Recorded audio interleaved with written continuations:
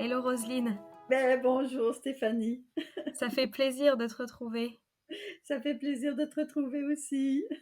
On avait déjà échangé ensemble pour l'épisode numéro 141 sur l'approche Faber et Maslich, car tu en es la grande spécialiste. On s'était concentré pour cet épisode sur l'accueil des sentiments, et aujourd'hui on va parler d'une autre partie de cette approche-là. Comme je te le disais en voix off, il existe actuellement en France beaucoup de débats autour du retour de la punition, et notamment la pratique du time out. Donc pour expliquer à nos auditeurs ce que c'est l'enfant laissé seul dans sa chambre. Qu'est-ce que tu penses de cette pratique? Hmm, Qu'est-ce que je pense de cette pratique? C'est qu'un enfant tout seul dans sa chambre, il peut pas résoudre les problèmes. Il est tout seul, il est laissé à lui-même. Euh, Très rare qu'un enfant puni par un time-out est dans sa chambre en train de se dire ah, c'est vrai, j'aurais pas dû faire ça, j'aurais pas dû frapper ma petite sœur ou j'aurais pas dû. Il est pas en train de faire ce qu'on voudrait qu'il fasse. Il est pas en train de faire son devoir d'essayer de comprendre pourquoi il est là. OK? Il est plutôt en train de il est dans la colère, il est dans colère contre les parents ou contre la petite sœur parce que c'est à cause d'elle qu'il est puni. En colère,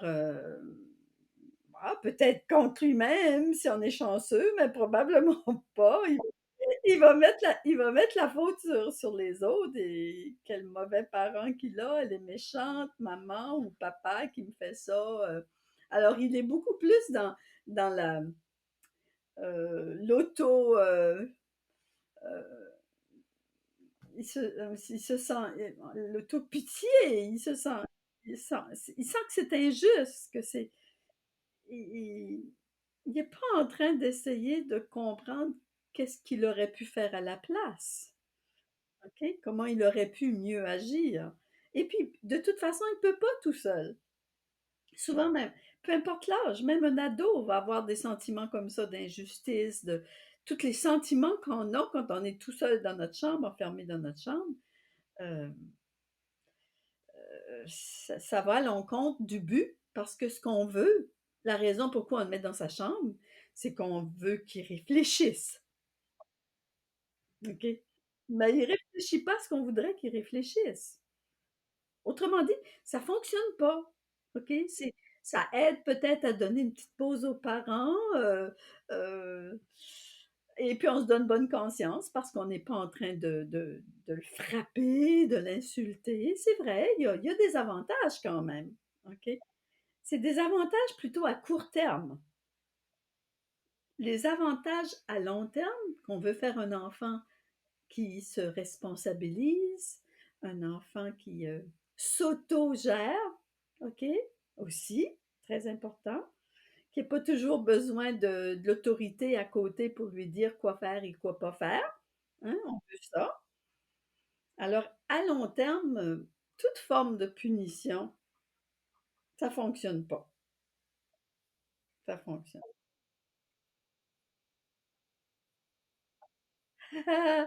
Elle a beaucoup de choses à nous dire. En fait, on a un petit peu sauté je vais revenir juste en arrière un peu, Stéphanie, parce que la dernière fois, on a parlé de l'écoute des sentiments.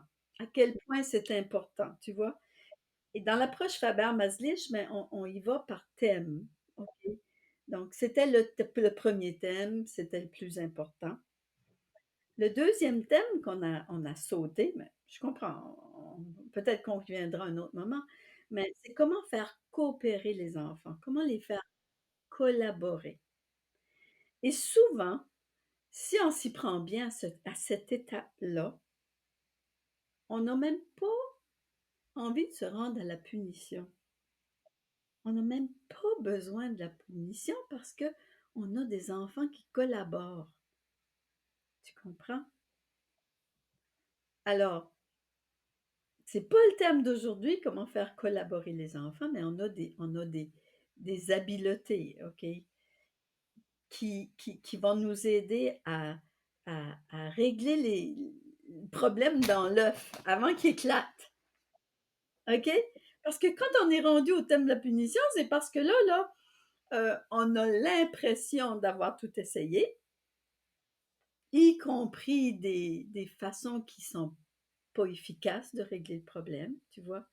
On essaie de faire collaborer avec des ordres, avec des menaces, avec la carotte, des promesses de récompense. On essaie toutes sortes de trucs comme ça, puis ça fonctionne pas, puis à un moment donné, pouf, ça nous éclate dans la face, tu vois? Et puis là, ben, on a un gros problème, puis on est épuisé, on est fatigué, on n'en peut plus de cet enfant. Et puis là, on pense que pour une fois pour toutes, il faut faire un truc qui va vraiment. On a un peu cette conception qu'il faut que ça fasse mal pour que ça fasse que l'enfant comprenne. C'est c'est très ancien comme façon de penser. Et ça n'a pas besoin de faire mal. Ça peut même être une partie de plaisir. Chose, chose étonnante, tu vois? Parce que les approches qu'on utilise dans la résolution de problèmes, ça on va en parler amplement aujourd'hui, c'est vraiment où on travaille avec l'enfant à trouver des solutions pour régler le problème, puis ça devient un jeu. Puis non seulement ça devient un jeu, mais c'est beaucoup plus efficace. Efficace non seulement pour régler à court terme, mais à long terme aussi. Comment est-ce qu'on résout les problèmes avec les enfants alors? Ben, ça dépend du problème. Ben, ça dépend du problème. Alors, tu veux que je choisisse un exemple de tout petit? Un exemple? C'est beaucoup plus dans les tout petits, toi, OK. Bon, OK. Je viens à l'instant de. Je me suis dit, il faut que tu trouves un truc de tout petit, très plausible et tout ça. Moi, je pense à mon tout petit en haut. Mon tout petit que je garde en ce moment, mais il y a seulement 9 mois. On ne pense pas encore à punir un enfant de 9 mois, tu vois. J'espère en tout cas. Je sais pas, moi, 1 an. 1 an. Parce qu'on s'attend qu'un enfant de 1 an va réfléchir dans sa chambre tout seul, puis il va sortir de là, il va être tout content. Tu sais, moi, le time-out, je l'ai essayé avec mes 2 premiers enfants. Parce que j'avais appris ça à l'université. J'étais dans le domaine de l'éducation. Et puis, dans le domaine d'éducation, ben, on nous apprenait des méthodes, ce qu'on appelle behavioristes. Et le time-out, c'est une approche behavioriste, OK? Donc, c'est une approche du comportement où on fait fi, on donne très peu d'importance à tout l'aspect psychologique, émotionnel de l'enfant. On n'écoute pas les sentiments. Je me souviens plus du truc que ma plus vieille avait fait, mais elle avait 5 ans, puis je l'avais mise dans sa chambre parce que je sais pas pourquoi. Je sais pas pourquoi, en fait, je me souviens pas. Ce que je me souviens, c'est surtout de sa réaction.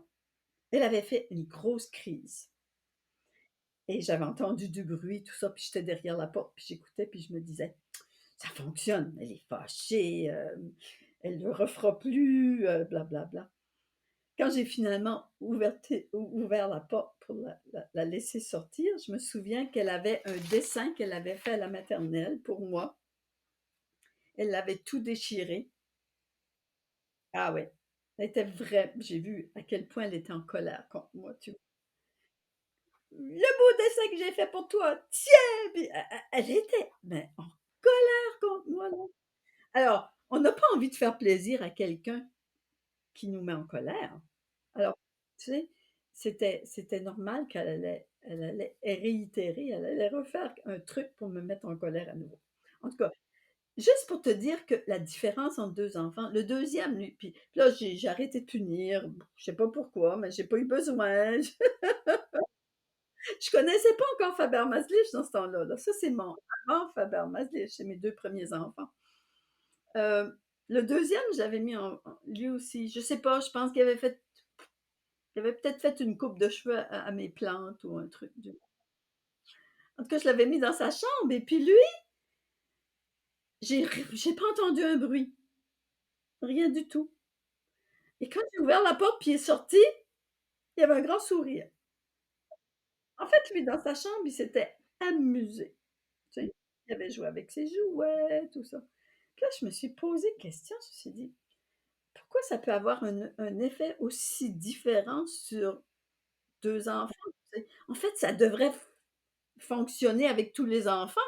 Tu sais, c'est qu'on aimerait une technique, une approche qui fonctionne avec tous les enfants, mais je me suis rendu compte que ça avait un effet totalement opposé. Lui est sorti avec un grand sourire, comme si de rien n'était.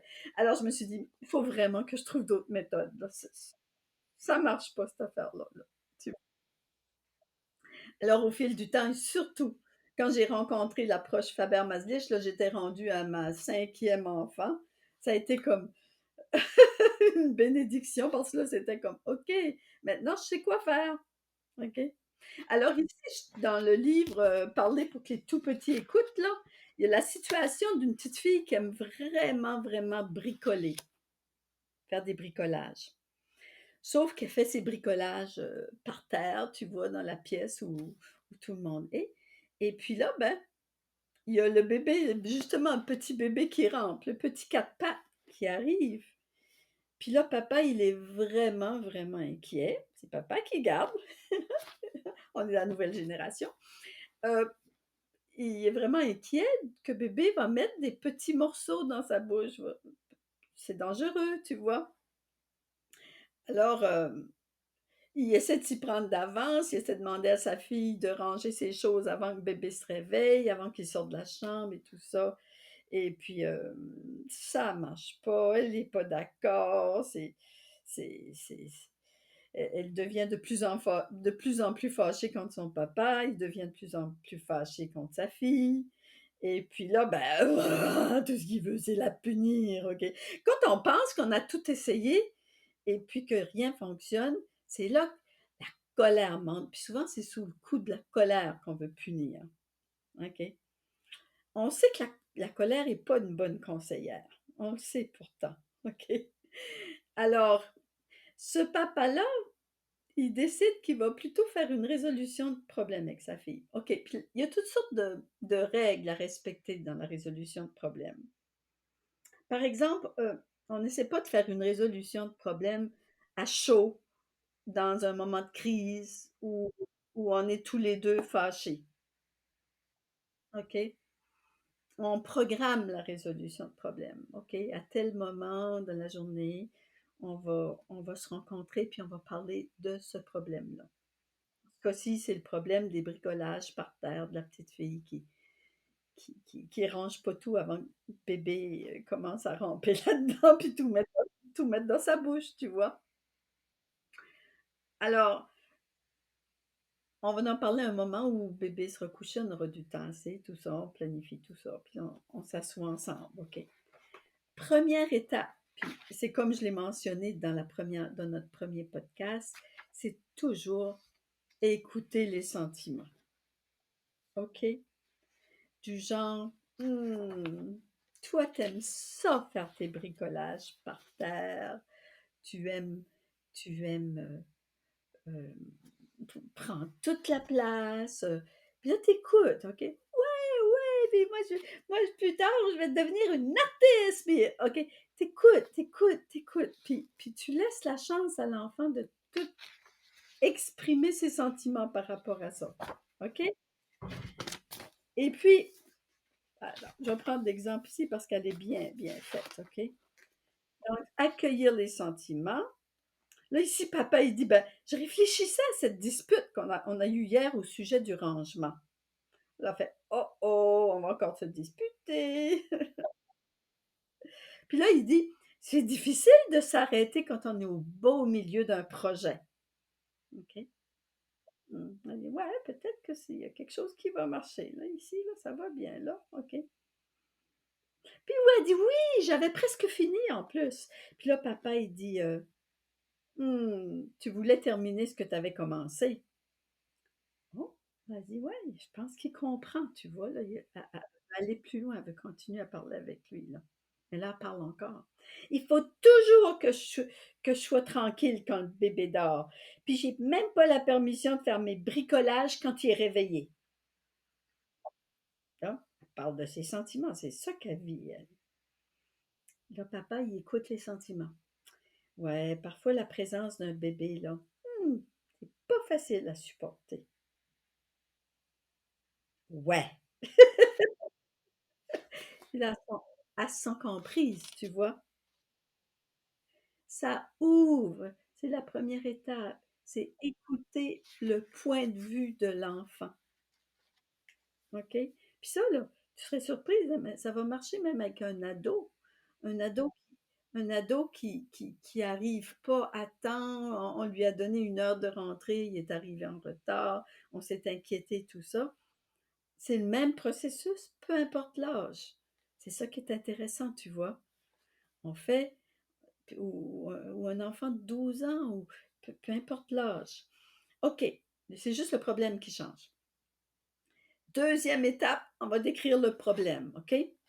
Là, papa, il dit, moi, il dit, je veux que tu puisses finir tes projets.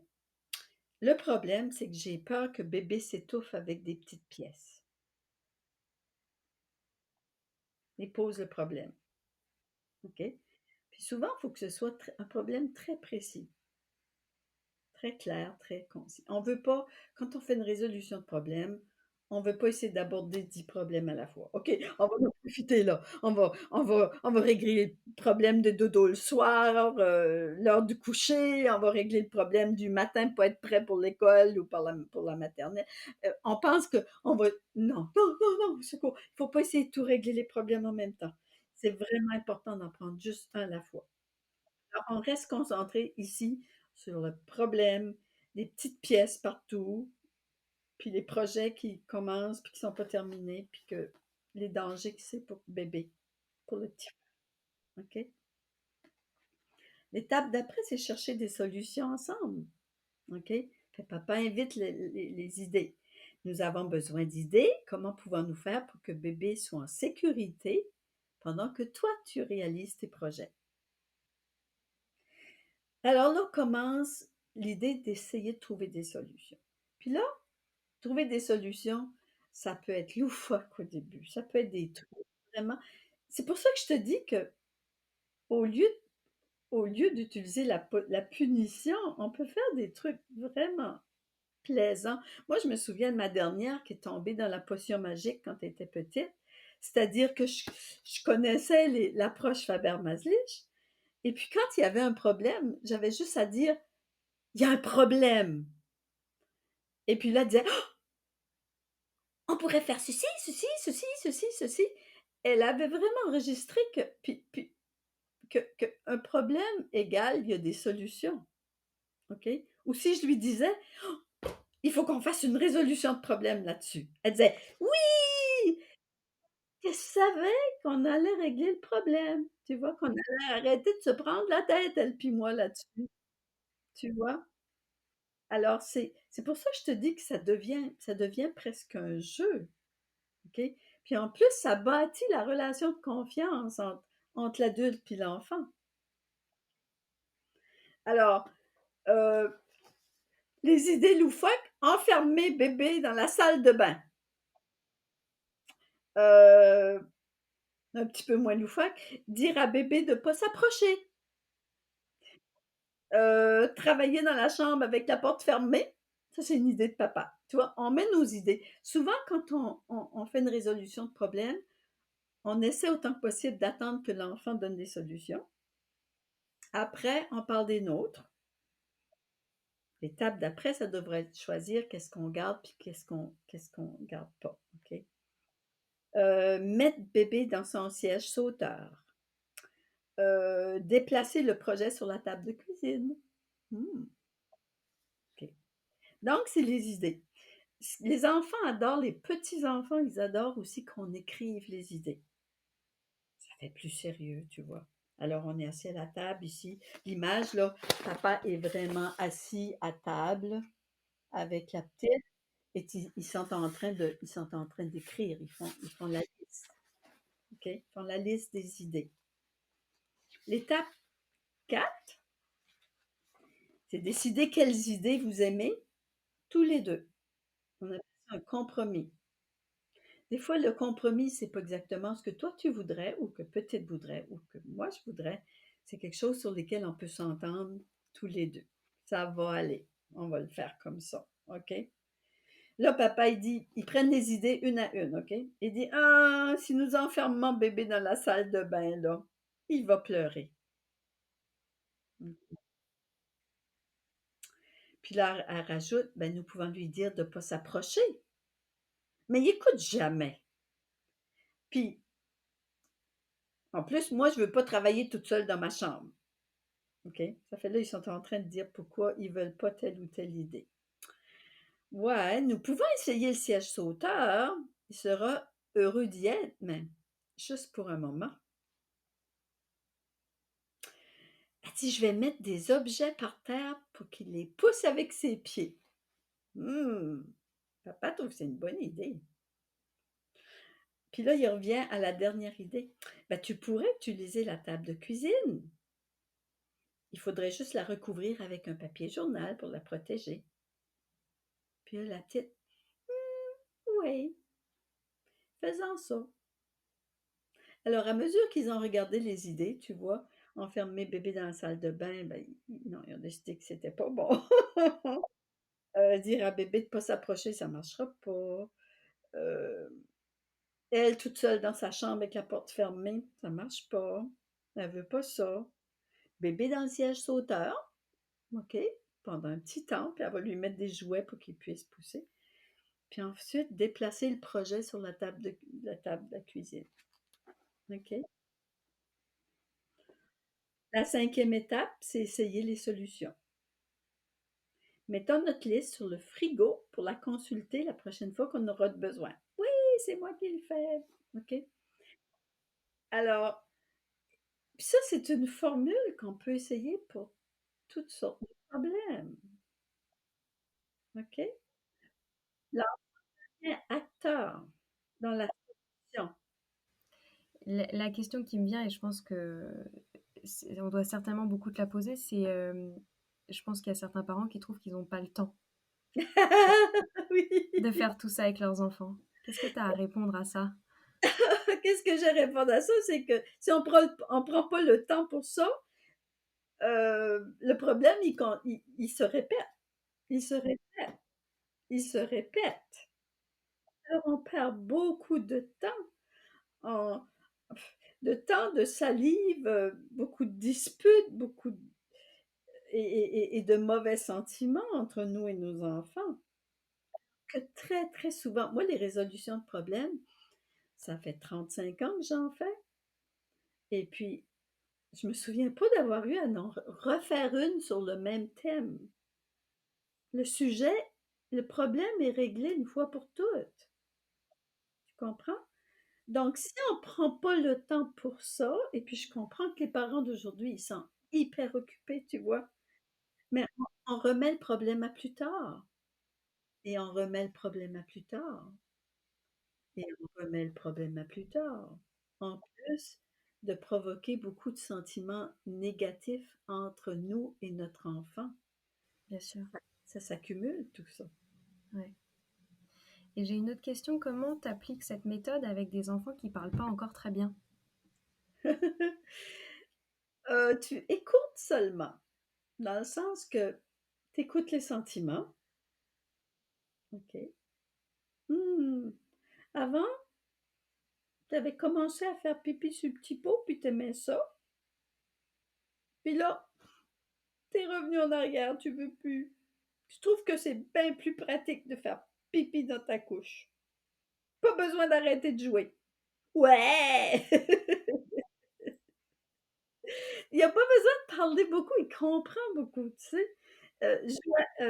Joanna, dans ses livres, elle parle de résolution de problèmes comme ça, avec des enfants de 2 ans, où ça déjà ça comprend assez, tu vois? OK? Alors, le problème du pipi sur le petit pot, à un moment donné, elle a dit: «Pourquoi dehors tu fais pipi dans l'herbe? Pourquoi?» «Ah oui, pipi dans l'herbe! Oui, j'aime pipi dans l'herbe, OK?» Puis elle a dit: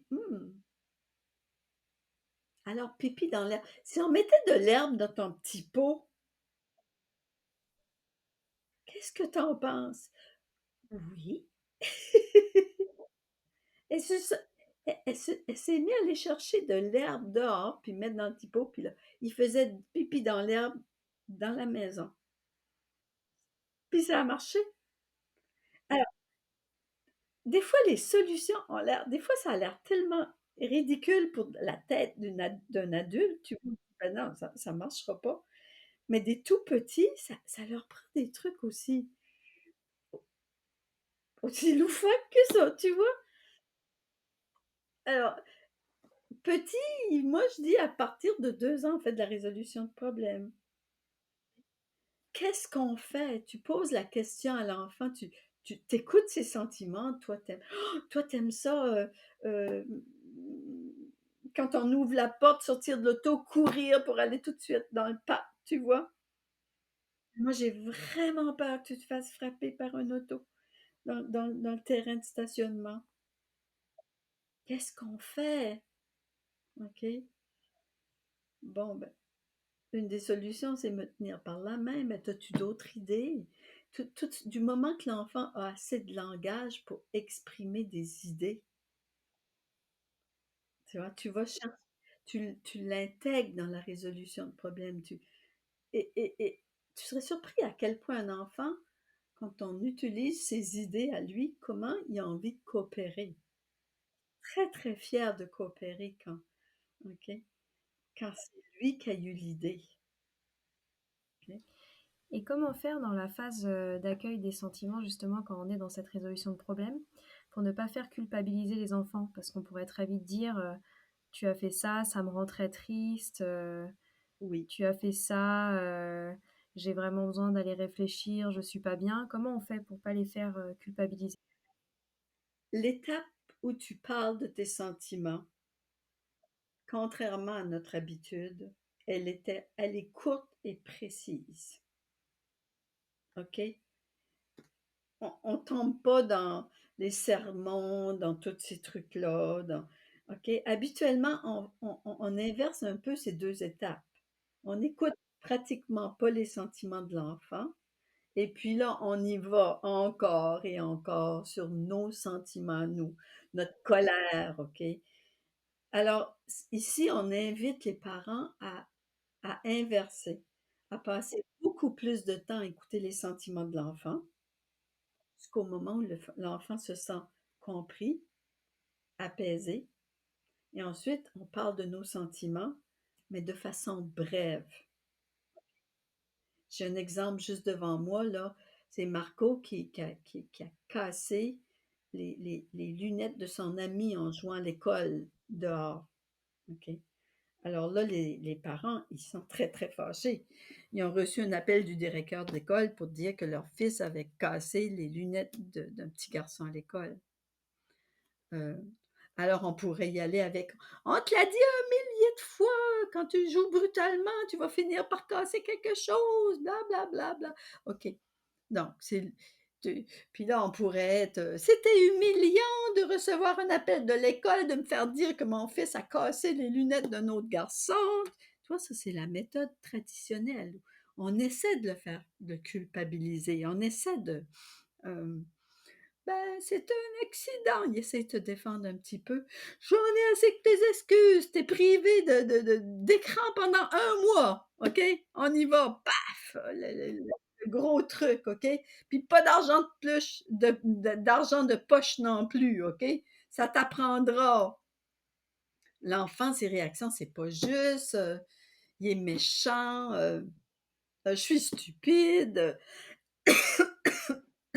Alors, l'enfant, en plus de, de, de trouver l'adulte méchant, il se culpabilise pas, mais il se tape dessus, dans le sens, c'est l'estime de soi qui en prend un coup.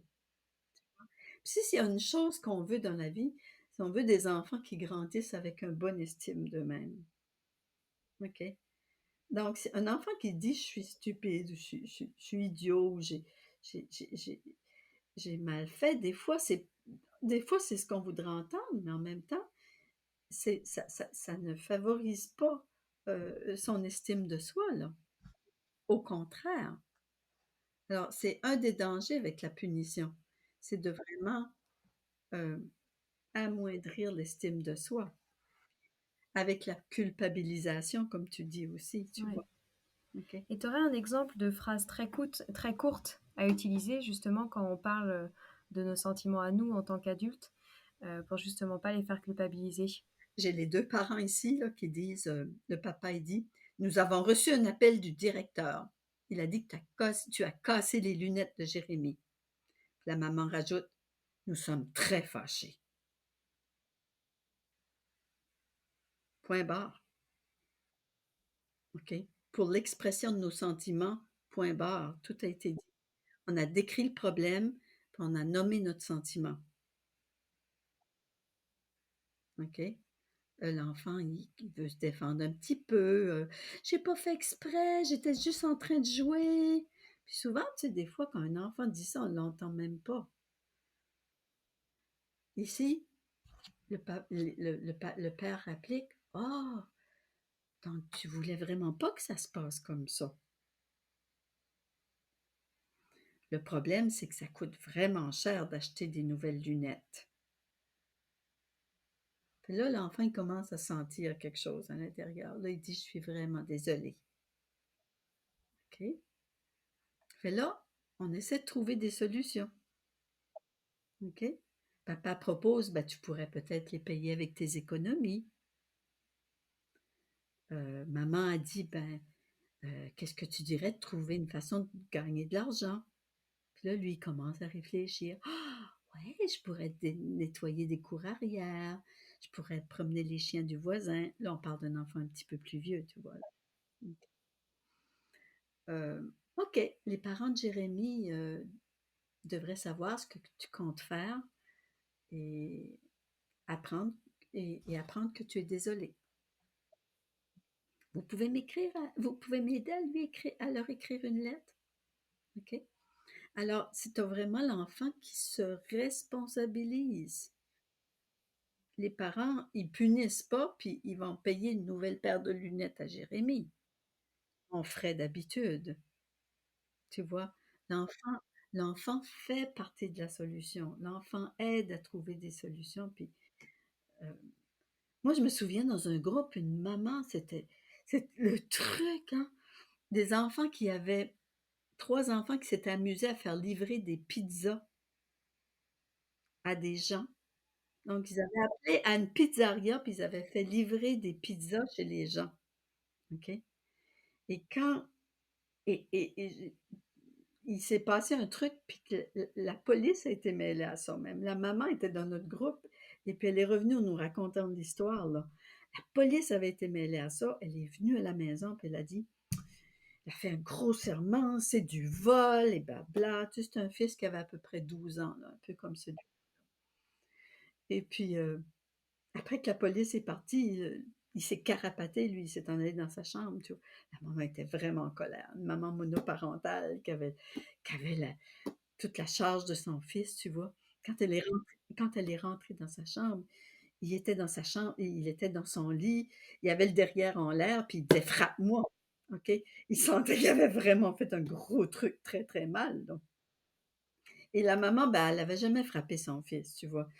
Quand elle a vu le derrière en l'air, ça l'a fait rire un peu, tu vois? Puis ça l'a aidée à se calmer, puis elle s'est assise, puis elle a dit: «Il y a un problème».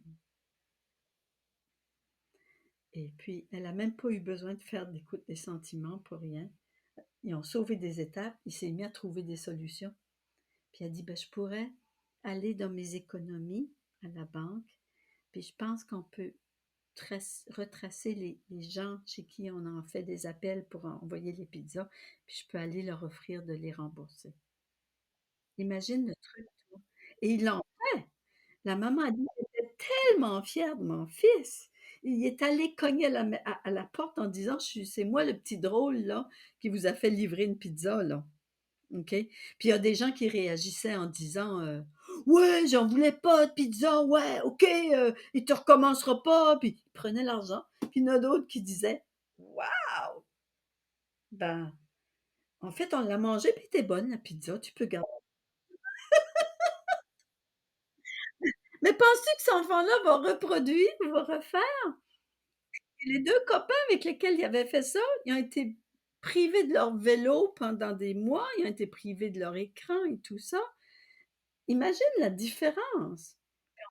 En plus, les 3 amis, les parents des autres enfants voulaient plus que les enfants jouent ensemble, Ouais. se côtoient. Ça peut Mmh. aller loin ces trucs-là, tu vois? Ouais, ouais, bien sûr. Alors, je pourrais t'en conter des cent faut que tu m'arrêtes, Ouais, c'est drôle. je pourrais Non, t'en mais conter justement des cent justement, je vais devoir t'arrêter malheureusement, on est déjà presque à la fin. Je vais te poser ben ouais, ça passe vite, hein. J'adore oui. t'écouter en plus, donc ça pourrait durer des heures, mais il va falloir qu'on s'arrête quand même. Est-ce que tu aurais un dernier mot à dire sur les punitions? Je ne sais pas s'il y a quelque chose que tu aurais peut-être oublié de dire, que tu aimerais transmettre à tous les parents qui nous écoutent et qui pensent que évidemment, bah, c'est pas la solution préférable, mais pour eux souvent, la solution, la plus rapide dans un quotidien très chargé. Est-ce que tu aurais quelque chose à ajouter? Je vais finir avec un mot de Johanna de son dernier Ah livre, bah, voilà, comment les parfait. en parler comment les enfants n'écoutent pas. Elle dit que les pour et les contre la punition. Les pour, bah, c'est la coutume, tout le monde fait ça. Tout le monde punit. Heu, Ça satisfait le besoin de se venger. Quand on est en colère contre un enfant, à quelque part, ça nous fait du bien à nous, OK? Ça peut même être des occasions d'utiliser la créativité en imaginant plein de conséquences logiques. Parce que là, la nouvelle vague, c'est les conséquences logiques maintenant.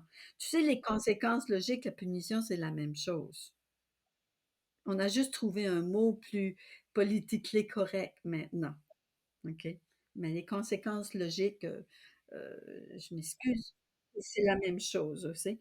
Et un des pour aussi, c'est qu'il faut faire quelque chose. On peut pas laisser les enfants faire tout ce qu'ils veulent, des enfants rois et puis OK, ça c'est les pour. En fait, les contre, il y en a juste un, c'est que ça fonctionne pas. Ça fonctionne Ouais, pas. Ça met des enfants de plus en plus en colère contre les parents. Il y a des études, elle parle dans ce livre-là des études qui ont été faites. Les enfants qui sont punis ont beaucoup plus de chances de réitérer, de refaire la même chose ou de faire pire encore ou faire autre chose. Donc, si on veut créer des futurs petits hors la loi ou tout ça, ben, on peut continuer à punir nos enfants. Si on veut créer des enfants responsables, des enfants qui sont qui peuvent assumer euh, la responsabilité de leurs actes, de leurs méfaits même, et leur apprendre à réparer en plus, on est en train de créer une société nouvelle, bah, oui, quelque chose de vraiment bien. bah, ouais, je suis bien d'accord et on va se quitter, sur cette, très belle phrase. Merci beaucoup Roselyne et j'invite comme d'habitude mes auditeurs à aller voir, tous les magnifiques livres de Faber et Maslich, aux éditions du Phare. Et évidemment de suivre tout ce que vous faites sur les réseaux sociaux et même de se former auprès de cette belle communauté et de ces ateliers Faber et Maslich en France. Merci beaucoup Roselyne pour ton temps. Ça m'a fait plaisir, Stéphanie. À très bientôt. À bientôt.